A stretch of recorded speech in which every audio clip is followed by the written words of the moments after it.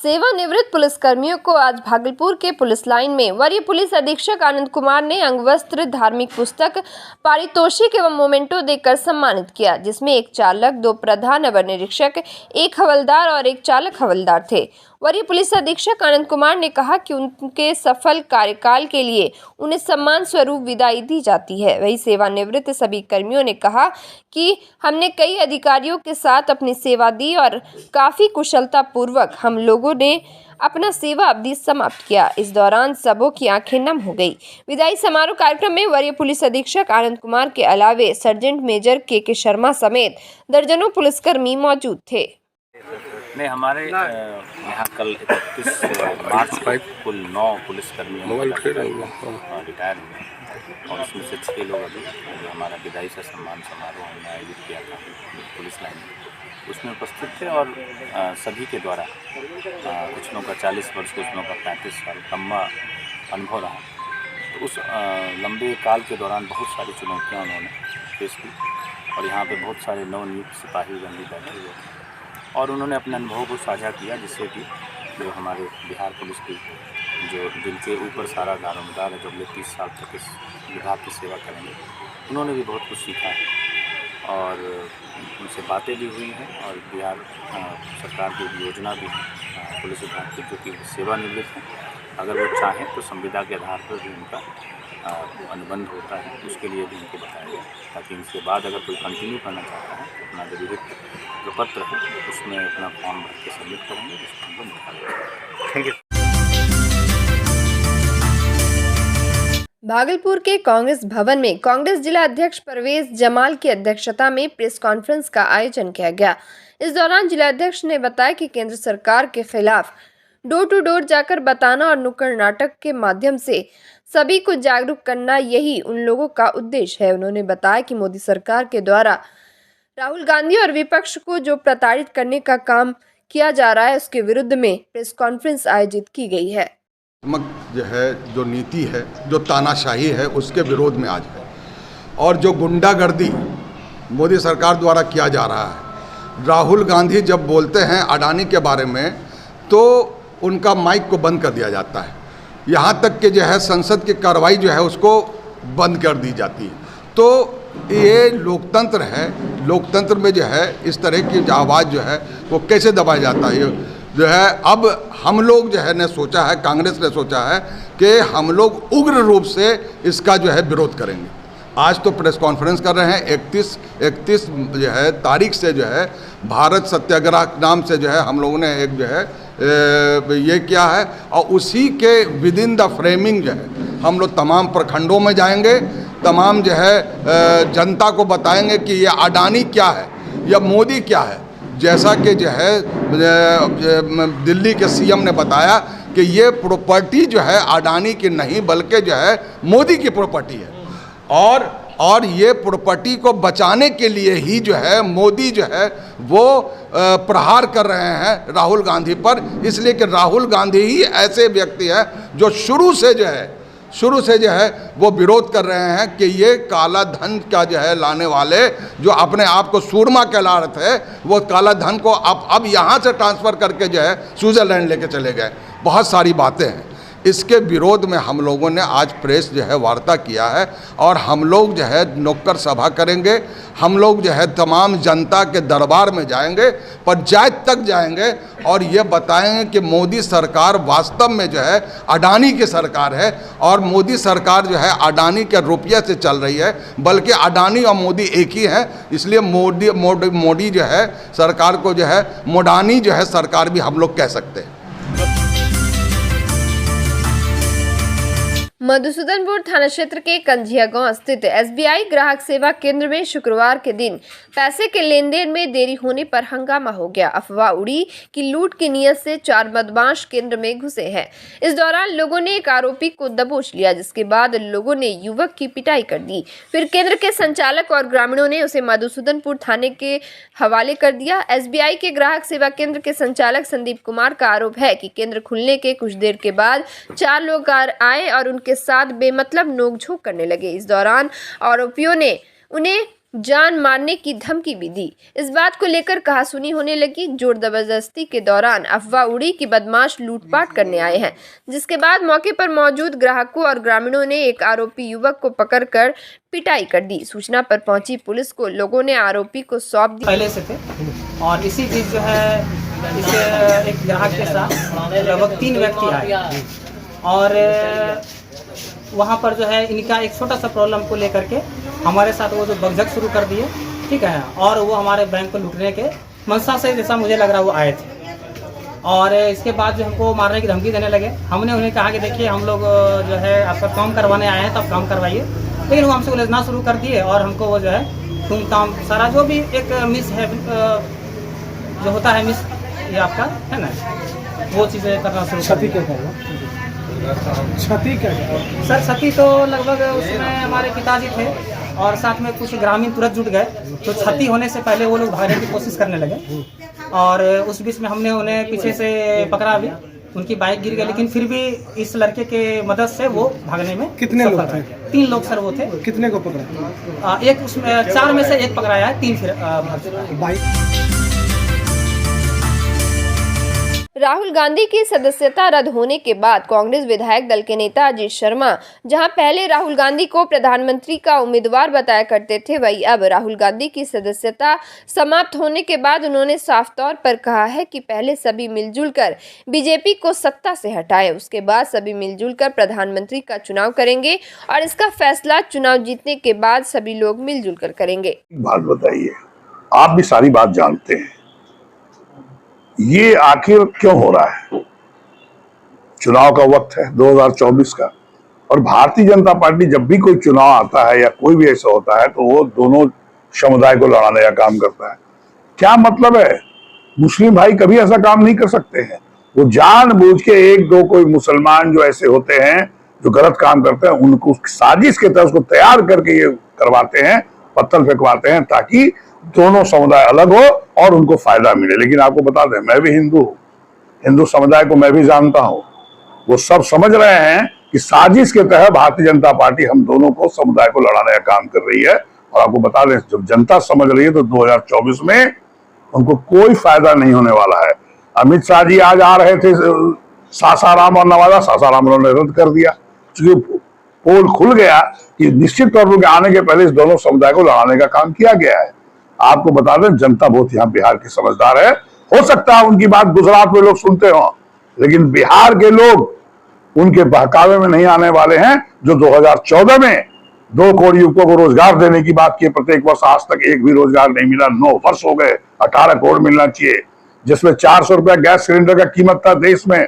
उस समय वो लोग भारतीय जनता पार्टी के मंत्री लोग करते थे कि बहुत महंगा है सिलेंडर। आज 1201 रुपया हो गया, कोई बोलने वाला नहीं है।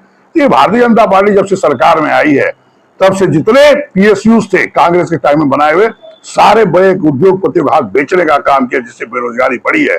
जनता सब देख रही है। हिंदू, मुसलमान, सिख, ईसाई, कांग्रेस का सिद्धांत और विचारधारा रहा है, सबको लेकर देश का विकास करते हैं। और आज भी जो आप साजिश चल रहे हैं काम रामनवमी में यहाँ किए है बिहार में, बिहार की जनता देख रही है और आपको माफ नहीं करेगी। भागलपुर के नौगच्छा, कहलगांव एवं आसपास के कई क्षेत्रों में मां दुर्गा की नम आंखों से विदाई दी गई। चैती दुर्गा के विसर्जन में महिलाओं ने एक दूसरे को सिंदूर लगाकर सिंदूर की होली खेली। वहीं सैकड़ों श्रद्धालु ने मां के जयकारे के साथ उन्हें गंगा घाट तक ले गए। फिर विधि विधान से पूजा अर्चना कर उन्हें कृत्रिम तालाब में विसर्जित किया गया।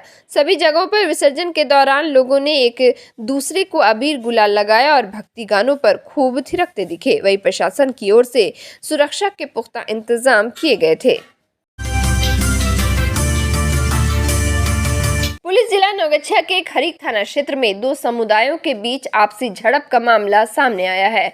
जानकारी के मुताबिक खरीक थाना क्षेत्र के खरीक बाजार में रामनवमी के मौके पर प्रतिमा विसर्जन यात्रा निकाली गई थी। वहीं प्रतिमा विसर्जन कर लौट रहे ग्रामीणों पर कुछ लोगों के द्वारा पत्थर फेंकी गई, जिससे सुनैना देवी नामक एक महिला जख्मी हो गई, जिसके बाद दोनों पक्ष एक दूसरे पर पथराव करने लगे। घटना की जानकारी मिलते ही नौगच्छा SDO उत्तम कुमार, SDPO दिलीप कुमार, नौगच्छा के सभी थाने के थानाध्यक्ष पुलिस बलों के साथ घटनास्थल पर पहुंचे, जहां काफी सूझबूझ के साथ मामले को शांत कराया गया।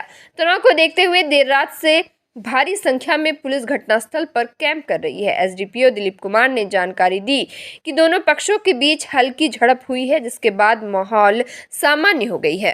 विसर्जन करके लोग लौट रहे थे तो मूर्ति विसर्जन भली भांति हो गई थी। लौटने के क्रम में थोड़ा विवाद हुआ है मुस्लिम और हिंदू पक्ष के बीच में, उसमें थोड़ी सी झड़प हुई हल्की फुल्की, लेकिन फ़िलहाल एकदम कंट्रोल है। किसी तरह का कोई र्यूमर नहीं है।